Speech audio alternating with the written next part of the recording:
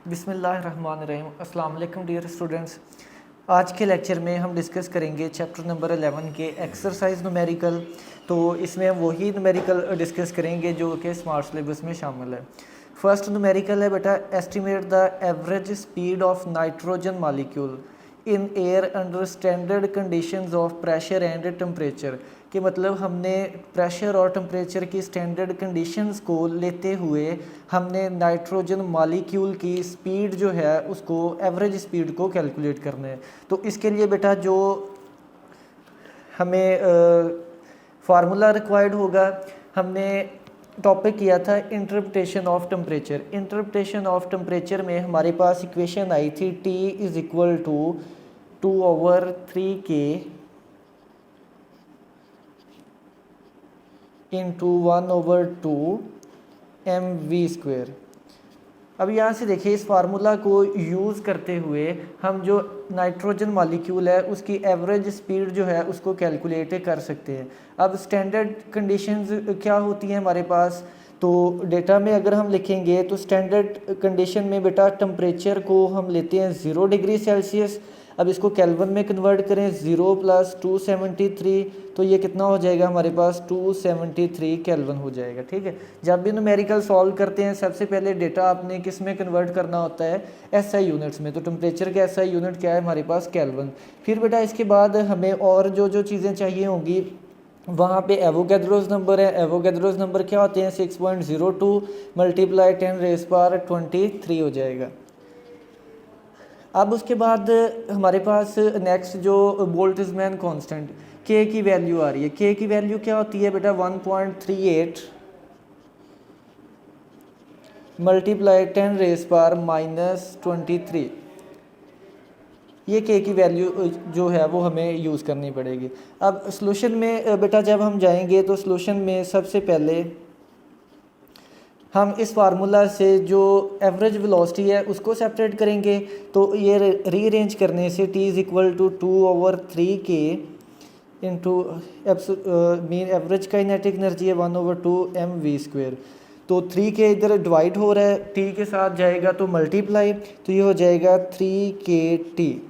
फिर उसके बाद नेक्स्ट हमारे पास हम 2 से ये 2 कैंसिल कर सकते हैं, यहाँ पे m को बाहर लिखेंगे तो ये v² हो जाएगा। अब यहाँ से बेटा हमने जस्ट v² मालूम करना है तो m को दोनों साइड पे क्या करेंगे, डिवाइड। तो हमारे पास फार्मूला क्या बन जाएगा, v² इज़ इक्वल टू आ जाएगा 3kT ओवर हमारे पास क्या आ जाएगा m क्या लेना है बेटा, m हमने मॉलिक्यूलर मास ऑफ नाइट्रोजन लेना है। तो मास का फार्मूला क्या होता है बेटा, हमारे पास मास का फार्मूला होता है मॉलिक्यूलर मास डिवाइडेड बाय क्या करेंगे हम इसको एवोगैड्रोस नंबर से डिवाइड करेंगे। तो अब मॉलिक्यूलर मास क्या होता है बेटा, हमारे पास नाइट्रोजन है, नाइट्रोजन मॉलिक्यूल की बात करें 28 ग्राम इसका मास होता है मॉलिक्यूल का, और डिवाइडेड बाय एवोगैड्रोस नंबर 6.02 × 10⁻23 हो जाएगा। इसको बेटा अगर सॉल्व करेंगे तो ये हमारे पास आ जाएगा 28। देखिए ग्राम में गिवन है, इसको किस में कन्वर्ट करेंगे, हम किलोग्राम में कन्वर्ट करेंगे तो ये हो जाएगा 28 यहाँ पे kg। अब डिवाइडेड बाय 6.02 × 10⁻, बेटा यहाँ पे था हमारे पास 23। अब जब किलो में हमने कन्वर्ट किया है तो यहाँ पे 10⁻³ को ऐड करेंगे तो ये हो जाएगा 10⁻26। ये हमारे पास क्या आ जाएगा, इसका मास आ जाएगा। अब बेटा यही वैल्यू इसके बाद हमने पुट करनी है किस में, अपने फाइनल एक्सप्रेशन में। तो इसको बेटा इस फार्मूला में m की जगह वैल्यू पुट करेंगे तो हमारे पास क्या आंसर आ जाएगा 3। K की वैल्यू बेटा कितनी गिवन है, K की वैल्यू हमने लिखी है 1.38 × 10⁻23।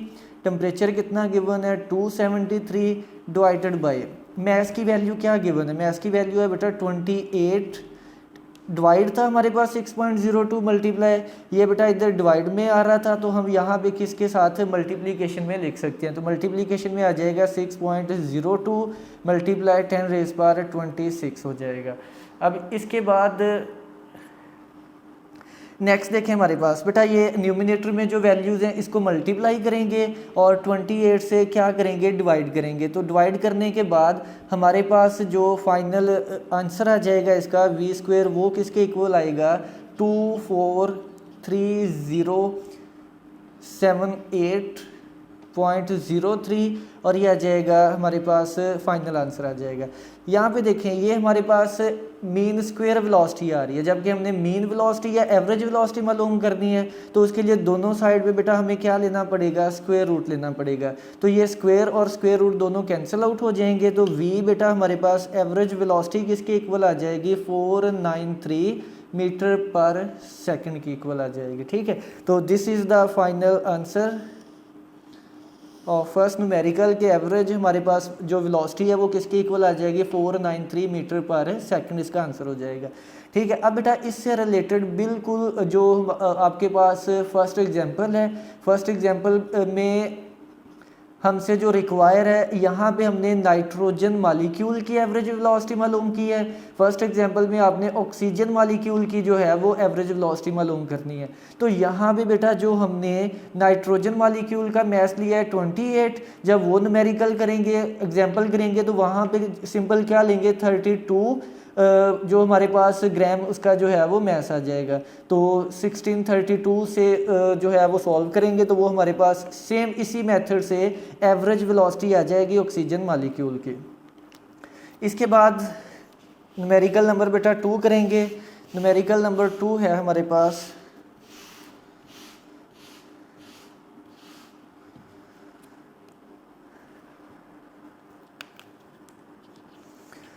न्यूमेरिकल नंबर 2 है show that ratio of root mean square speeds of molecules of two different gases. Two different gases के मॉलिक्यूल्स की जो रूट मीन स्क्वायर स्पीड्स है उनकी जो रेशो है बेटा एट अ सर्टेन टेम्परेचर किसी एक टेम्परेचर पे is equal to square root of the inverse ratio of their message के रूट मीन स्क्वायर वैल्यूज़ की बेटा हमने क्या लेनी है हमने रेशो लेनी है और वो रेशो शो करनी है कि उनकी मैसेज की जो रेशो है इनवर्स रेशो है उसके स्क्वायर रूट के वो बराबर है। तो बेटा पहले हम इसको जो है वो सॉल्व करेंगे। कंसीडर करते हैं कि फर्स्ट गैस के लिए हम जो है फर्स्ट गैस का मैस m1 कह देते हैं और सेकंड गैस का मैस हम क्या कह देते हैं m2। तो बेटा अभी हमने जो टेम्परेचर वाला फार्मूला लिखा था T is equal to 2/3K into 1/2 mv²।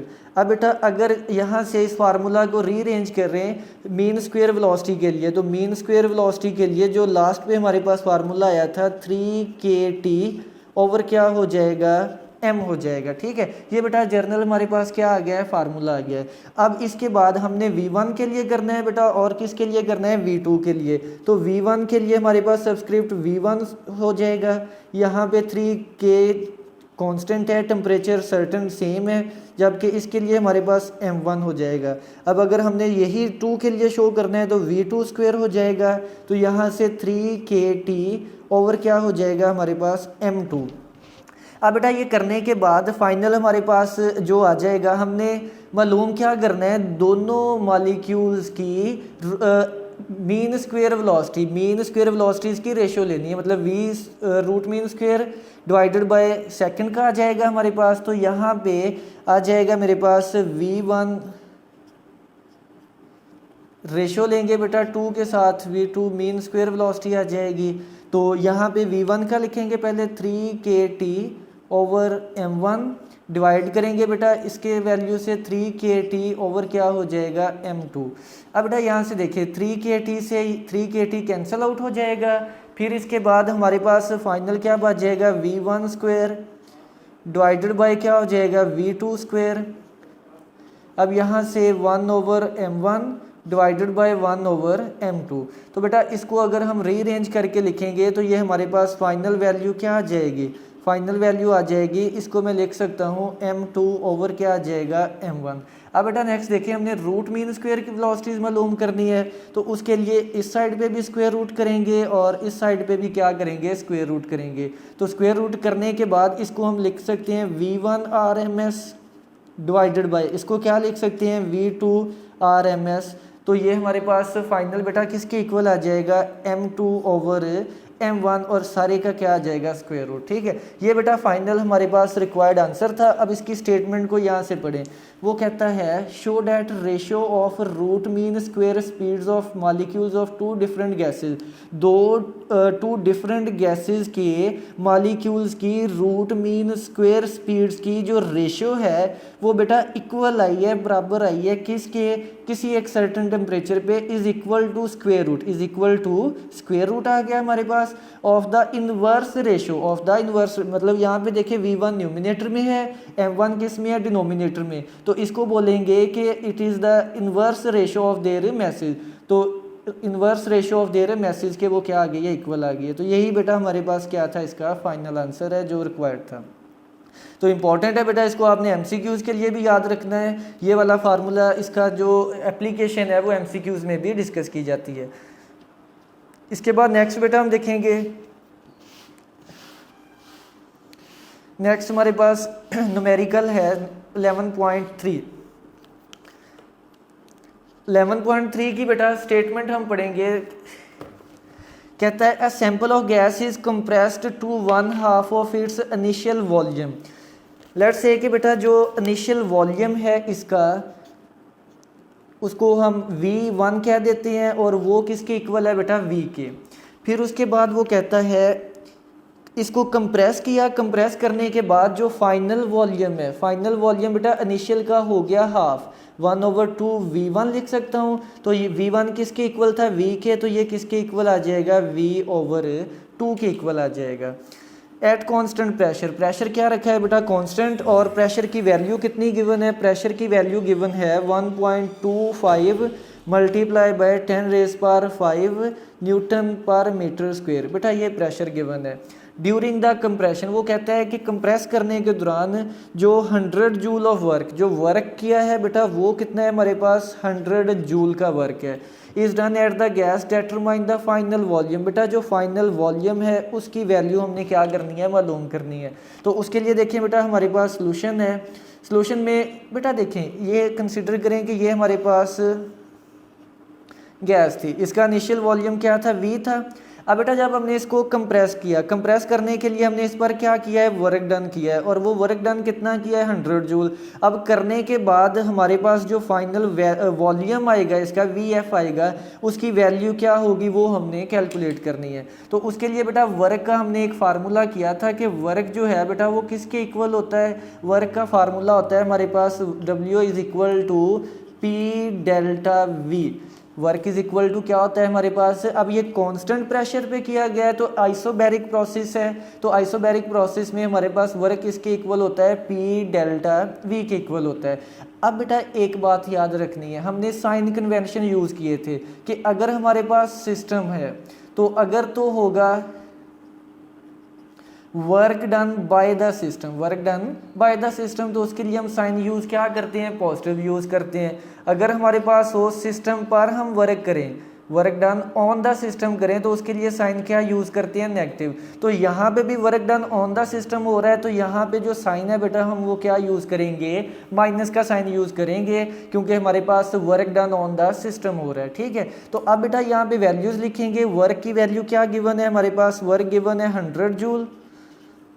फिर उसके बाद प्रेशर कितना गिवन है, 1.25 मल्टीप्लाई 10⁵, और साथ में हमारे पास डेल्टा वी क्या होता है, final volume minus initial volume. तो फाइनल वॉल्यूम बेटा कितना गिवन है, V/2, तो V/2 लिखेंगे, माइनस इनिशियल वॉल्यूम कितना है, V, तो यहाँ पे क्या आ जाएगा, V आ जाएगा। ठीक है, नेक्स्ट बेटा यहाँ पे 100 हो जाएगा, ये मेरे पास माइनस 1.25 मल्टीप्लाई 10⁵। यहाँ से बेटा देखें फाइनल V/2 में से माइनस करेंगे V, तो ये क्या आ जाएगा, माइनस V/2 आ जाएगा। ठीक है, आप इसको एलसीएम लेके भी सॉल्व कर सकते हैं किस तरह से कि ये 2 एलसीएम आ जाएगा, V - 2V, तो यहाँ से हमारे पास फाइनल क्या आ जाएगा, माइनस V/2। तो वही माइनस V/2 हमने इस इक्वेशन में पुट कर दिया है। ठीक है, तो नेक्स्ट बेटा यहाँ पे 100 आ जाएगा, तो इसको बेटा सॉल्व करेंगे तो ये हमारे पास आ जाएगा माइनस से ये माइनस मल्टीप्लाई करेंगे तो ये प्लस हो जाएगा। इसको मैं लिख सकता हूँ 1.25 मल्टीप्लाई 10⁵ डिवाइडेड बाय 2 हो जाएगा। और यहाँ पे बेटा क्या चीज़ आ गई है, v आ गई है। अब बेटा ये v पहले मालूम करेंगे, ये v मालूम करेंगे। 2 इधर डिवाइड हो रहा है 100 से मल्टीप्लाई, तो 100 मल्टीप्लाई बाय 2 हो जाएगा।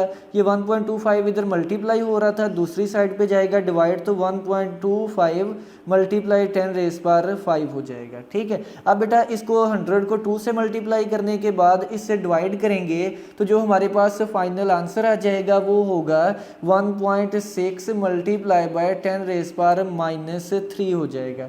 अब बेटा ये आ गया हमारे पास 1.6 मल्टीप्लाई 10⁻³ अब ये देखें कि ये आई क्या है हमारे पास, ये v की वैल्यू आई है, जबकि जो फाइनल वॉल्यूम है बेटा हमारे पास फाइनल वॉल्यूम किसके इक्वल है, v f जो है वी एफ इक्वल है बेटा v/2 की। तो ये वैल्यू बेटा हम यहाँ पे पुट करेंगे तो 1.6 मल्टीप्लाई 10⁻³ डिवाइडेड बाय 2, तो यहाँ से आ जाएगा 0.8 मल्टीप्लाई 10⁻³ तो अब बेटा अगर इसको आप साइंटिफिक नोटेशन में कन्वर्ट करेंगे तो 8.0 मल्टीप्लाई 10⁻⁻4 हो जाएगा। देखिए point towards the right side जा रहा है, पावर में -1 करेंगे तो ये 10⁻⁻4 हो जाएगा। अब ये हमारे पास फाइनल वॉल्यूम निकला है, तो इसका यूनिट क्या होता है, वॉल्यूम का मीटर क्यूब होता है। ठीक है। तो ये बेटा फाइनल हमारे पास वैल्यू आ जाएगी वॉल्यूम की 8.0 मल्टीप्लाई 10⁻⁻4। तो ये बेटा इसका फाइनल आंसर है, इसको नोट करें। इसके बाद नेक्स्ट हम करेंगे न्यूमेरिकल नंबर 4।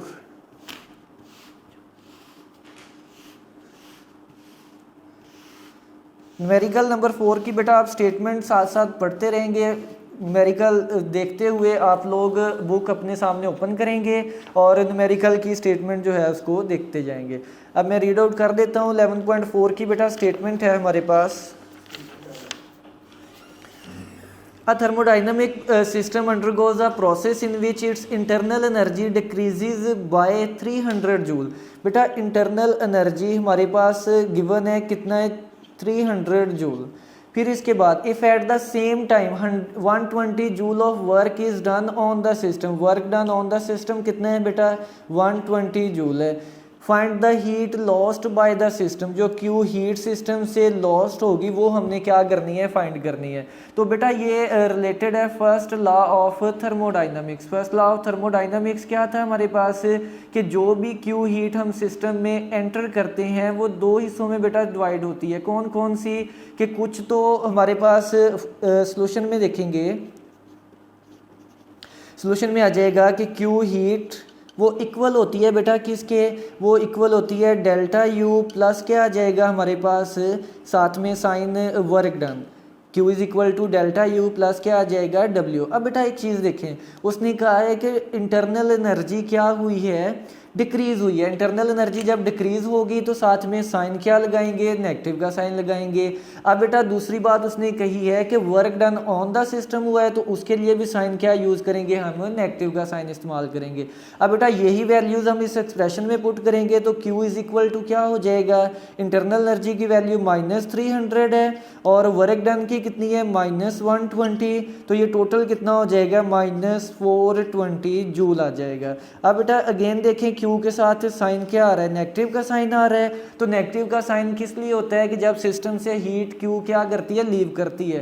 तो अब स्टेटमेंट में भी वो कह रहा है कि find the heat lost by the system, तो heat lost by the system क्या हो जाएगा -420 जूल हो जाएगा। तो ये बेटा 11.4 का फाइनल आंसर है। अब इसके बाद हम नेक्स्ट करेंगे 11.5।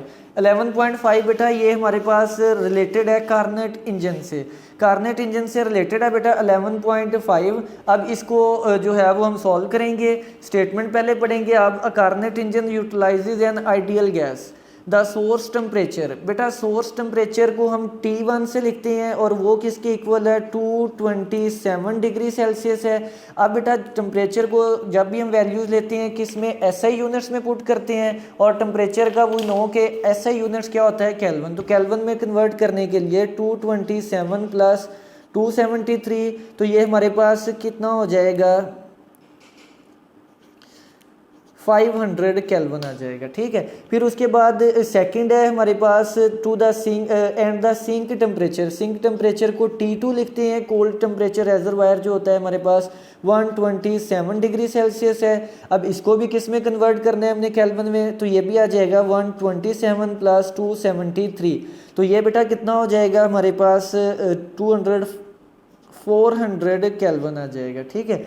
अब बेटा इसके बाद find the efficiency of the engine. Efficiency eta हमने क्या करनी है बेटा, मालूम करनी है।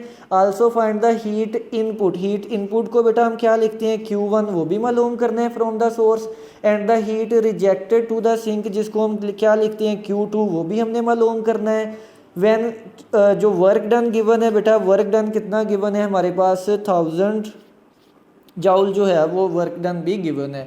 तो अब बेटा हम कार्नेट इंजन में जो इक्वेशंस इस्तेमाल होती हैं उसको इस्तेमाल करके हम जो है वो पहले एफिशिएंसी मालूम करेंगे। एफिशिएंसी का फार्मूला क्या होता है हमारे पास, T1 ओवर क्या होएगा हमारे पास T2। तो अब बेटा यहाँ से अगर हम T1 की वैल्यू देखें तो T1 की वैल्यू कितनी है बेटा हमारे पास 500 है, डिवाइडेड बाय T2 कितना है बेटा हमारे पास, T2 गिवन है 400। तो यहाँ से बेटा अगर हम सॉल्व करें तो ये हमारे पास आ जाएगा 2 0 से ये 2 0 कैंसिल करेंगे तो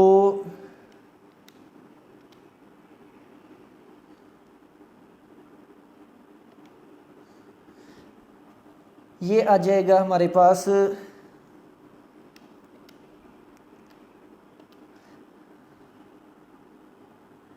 सॉरी एफिशिएंसी का फार्मूला हमारे पास T2 ओवर T1 करेंगे।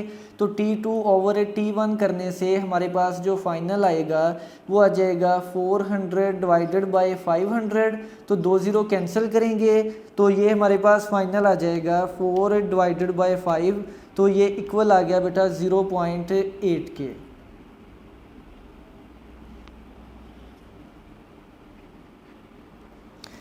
अब फार्मूला में थोड़ी सी बेटा करेक्शन देखें कि efficiency is equal to 1 minus T2 over T1। तो यहाँ पे 1 माइनस 0.8 करेंगे तो ये आ जाएगा 0.2। अब बेटा जब भी एफिशिएंसी आपने मालूम करनी है तो वो हमेशा किस में मालूम करते हैं, परसेंटेज एफिशिएंसी में। तो परसेंटेज एफिशिएंसी मालूम करने के लिए एफिशिएंसी को मल्टीप्लाई करेंगे किससे, 100 से। तो 0.2 मल्टीप्लाई करेंगे बेटा किससे, 100 से। तो ये हमारे पास फाइनल कितना आ जाएगा, 20% आ जाएगा। फार्मूला में थोड़ी सी करेक्शन देख लें कि एफिशिएंसी बेटा किसके इक्वल होती है, 1 माइनस T2 ओवर T1। तो यहाँ से बेटा हम करने के बाद इसको सॉल्व करेंगे, T2 की वैल्यू लिखेंगे। T2 की वैल्यू क्या होती है हमारे पास, T2 की वैल्यू गिवन है 400। इसके बाद हमारे पास नेक्स्ट जो है उसके बाद T1 गिवन है 500। यहाँ से सॉल्व करेंगे 400 को 500, 2 0 कैंसिल हो जाएंगी, 0.8 1 माइनस 0.8 तो ये 0.2 आ जाएगा। तो यहाँ से परसेंटेज एफिशिएंसी किसके इक्वल आ जाएगी हमारे पास, एफिशिएंसी को मल्टीप्लाई करते हैं किससे, 100 से। तो यहाँ से वो हमारे पास फाइनल जो है वो आ जाएगा 20% एफिशिएंसी आ जाएगी, ठीक है। फिर बेटा उसके बाद नेक्स्ट होता है हमारे पास कि एफिशिएंसी, हमने इसके बाद एफिशिएंसी मालूम कर ली है, Q1 मालूम करना है और क्या चीज़ मालूम करनी है, Q2 मालूम करना है। तो बेटा एक रिलेशन होता है work is equal to Q1 minus Q2। अब बेटा इस फार्मूला को भी हम यूज़ करके जो है वो एनर्जी मालूम कर सकते हैं। इससे पहले आप एक फार्मूला देखें कि हमारे पास efficiency is equal to 1 minus, जहाँ पे हमने T2 ओवर T1 लिखा है बेटा यहाँ पे हम Q2 ओवर Q1 भी लिख सकते हैं, ठीक है। क्योंकि जो हीट है वो इनके रिस्पेक्टिव जो हमारे पास सोर्सेज हैं उसके जो है वो डायरेक्टली प्रोपोर्शनल है। मतलब Q2 is directly proportional to T2 and Q1 is directly proportional to T1। तो यहाँ से हमारे पास इसको अगर हम सॉल्व करें तो ईटा इज़ इक्वल टू आ जाएगा Q1, यहाँ से Q1 माइनस क्या हो जाएगा Q2। तो ये ईटा हो जाएगा हमारे पास यहाँ से Q1 is equal to Q1 minus क्या हो जाएगा Q2। तो अब बेटा यहाँ से देखें ईटा की वैल्यू क्या आई थी हमारे पास 0.2। फिर उसके बाद यहाँ पे Q1 है और उसके बाद ये Q1 माइनस क्या करेंगे Q2। अब बेटा दोनों variables at the same time आ रहे हैं, दोनों को हम इकट्ठे जो है वो मालूम नहीं कर सकते। हम क्या करते हैं Q2 को बेटा इधर लिखेंगे, तो तो ये Q2 हो जाएगा Q1 माइनस 0.2 Q1। तो बेटा इसको सॉल्व करेंगे तो Q2 इक्वल आ जाएगा हमारे पास 0.8 Q1 की इक्वल आ जाएगा। ठीक है, अब बेटा ये हमारे पास किसकी वैल्यू आ गई है, Q2 की वैल्यू आ गई है। इस वैल्यू को हम इस इक्वेशन में पुट करके फाइनल जो है वो रिलेशन है फाइंड कर सकते हैं। तो यहाँ से देखें बेटा, ये हमारे पास आ जाएगा work is equal to Q1 minus Q2। अब वर्क बेटा गिवन है, कितना गिवन है हमारे पास, 1000 जूल है, सॉरी वर्क डन बेटा जो हमारे पास गिवन है वो 10,000 है। ठीक है, ये इसमें देख तो वर्क की बेटा वैल्यू पुट करेंगे 10,000, उसके बाद Q1 हमारे पास आ जाएगा माइनस क्या आएगा Q2 की वैल्यू क्या आई है हमारे पास 0.8 Q1। तो ये बेटा वैल्यू आ गई हमारे पास। इसके बाद Q1 माइनस 0.8 Q1 करेंगे तो ये 0.2 Q1 आ जाएगा, यहाँ से 10,000। अब बेटा हमने मालूम करना है Q1, तो 0.2 को इधर भी डिवाइड कर देंगे और 0.2 को इधर भी डिवाइड कर देंगे। तो यहाँ से 0.2 से ये 0.2 कैंसिल हो जाएगा। अब नेक्स्ट क्या करेंगे, 10,000 से को डिवाइड करेंगे बेटा हम किस से, 0.2 से, तो ये इक्वल किसके आ जाएगा 50,000 के। तो ये बेटा हमारे पास क्या आ गई है Q1 हीट कौन सी होती है, जो हॉट रेजरवायर से सोर्स से किस में सिस्टम में एंटर होती है। इसके बाद Q2 मालूम करना है, तो Q2 बेटा हमारे पास इक्वेशन आई थी Q2 is equal to 0.8 Q1। तो अब बेटा Q1 की वैल्यू हमने मालूम कर ली है, तो 0.8 मल्टीप्लाई बाय 50,000 करेंगे। तो 0.8 को मल्टीप्लाई करें अगर हम 0.8 से, तो फाइनल आंसर हमारे पास क्या आ जाएगा, Q2 इज इक्वल टू 40,000 आ जाएगा। अब 40,000 है, Q2 हीट है, तो Q2 हीट इसका फाइनल आंसर हमारे पास क्या आ जाएगा, जूल आ जाएगा। Q1 है तो इसके साथ भी आंसर हमारे पास क्या आएगा, जूल यूनिट आ जाएगा साथ में। ठीक है, लेंथी न्यूमेरिकल है, इसमें बेटा 3 इक्वेशंस जो हमने यूज़ की हैं। पहली इक्वेशन है कि आपको एफिशिएंसी का फार्मूला नोट डाउन करना है, फिर उसके बाद ये रिलेशन है कि कार्नेट इंजन में जो वर्क डन है बेटा वो किसके इक्वल होता है, Q1 माइनस Q2 के।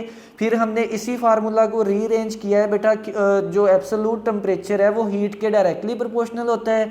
इस फार्मूला से हमने क्या काम किया है, इस फार्मूला से हमने Q2 की वैल्यू पुट की है, निकाली है, वही Q2 की वैल्यू इस इक्वेशन में पुट करके हमने Q1 की वैल्यू जो है वो फाइंड की है, और वो Q1 की वैल्यू बेटा इस एक्सप्रेशन में पुट करके हमने फाइनल Q2 की जो वैल्यू है वो मालूम कर ली है। तो इस तरह से हमारे पास सारे पैरामीटर्स जो रिक्वायर थे वो हमने मालूम कर लिए।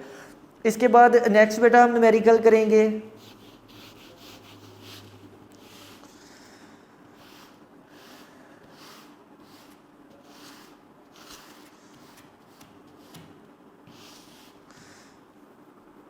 नेक्स्ट न्यूमेरिकल है बेटा 11.6 जो है वो स्मार्ट सिलेबस में शामिल नहीं है। नेक्स्ट जो हमारे पास न्यूमेरिकल शामिल है वो है 11.7। तो 11.7 की हम स्टेटमेंट पढ़ेंगे। 11.7 में कहता है, a mechanical engineer develops an engine working between 327 degree celsius, temperature T1 given है 327 डिग्री सेल्सियस। ठीक है, अब बेटा इसको केल्विन में कन्वर्ट करने के लिए 327 प्लस क्या करेंगे 273, तो इसको ऐड करेंगे तो फाइनल हमारे पास आ जाएगा 327 प्लस 273, तो ये आंसर आ जाएगा बेटा 600, और ये किस में आ जाएगा केल्विन में। इसके बाद नेक्स्ट है हमारे पास T2 हमने मालूम करना है। T2 बेटा क्या गिवन है यहाँ पे 27 डिग्री सेल्सियस, 27 डिग्री सेल्सियस है। अब इसको केल्विन में कन्वर्ट करने के लिए 27 प्लस 273 करेंगे, तो ये ऐड करेंगे तो ये हमारे पास किसके इक्वल आ जाएगा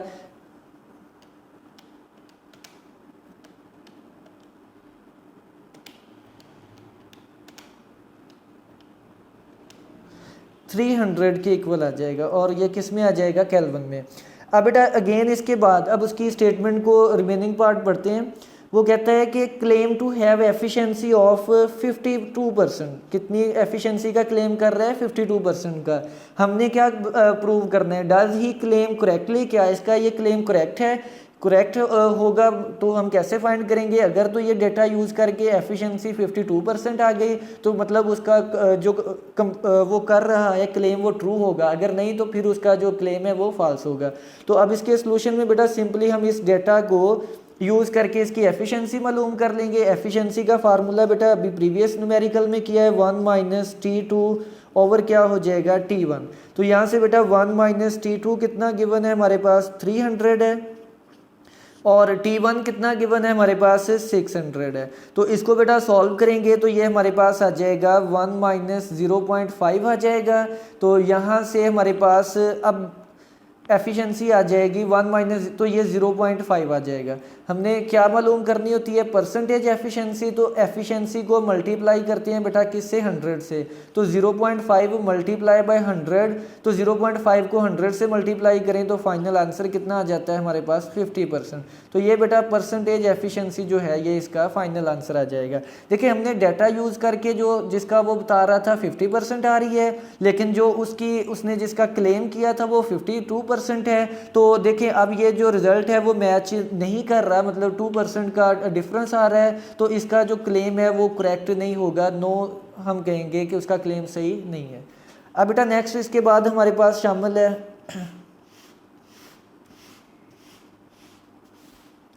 11.7 के बाद बेटा जो शामिल है वो है 11.8।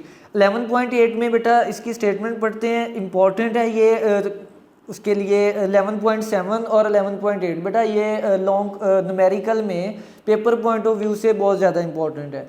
11.8 में कहता है a heat engine performs 100 joule of work given है बेटा कितना है हमारे पास 100 जूल का, and eight the same time rejects 400 joule of heat. Q2 जो हीट रिजेक्टेड होती है उसको क्या लिखते हैं Q2, और वो कितनी गिवन है बेटा 400 जूल।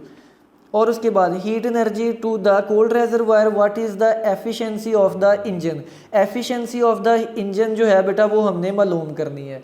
तो अब बेटा बात सुने, इसमें हमने फार्मूला यूज़ करेंगे। एन किसके इक्वल होता है? एन का फार्मूला हमने लिखा था 1 माइनस Q2 ओवर क्या होता है Q1, ठीक है। यहाँ पे पिछले न्यूमेरिकल में हमने T2 ओवर T1 यूज़ किया था। तो लास्ट पे भी बताया है कि Q2 जो हीट रिजेक्ट होती है कोल्ड रेजरवायर में वो डायरेक्टली प्रोपोर्शनल होता है absolute temperature of the cold reservoir. ऐसे ही जो सोर्स से हीट एंटर होती है वो भी डायरेक्टली प्रोपोर्शनल होती है absolute temperature of the hot reservoir. तो यहाँ से बेटा इसको रीअरेंज करेंगे हमारे पास, तो इसलिए हमने जो T2 ओवर T1 है उसकी जगह Q2 ओवर क्या लिखा है Q1।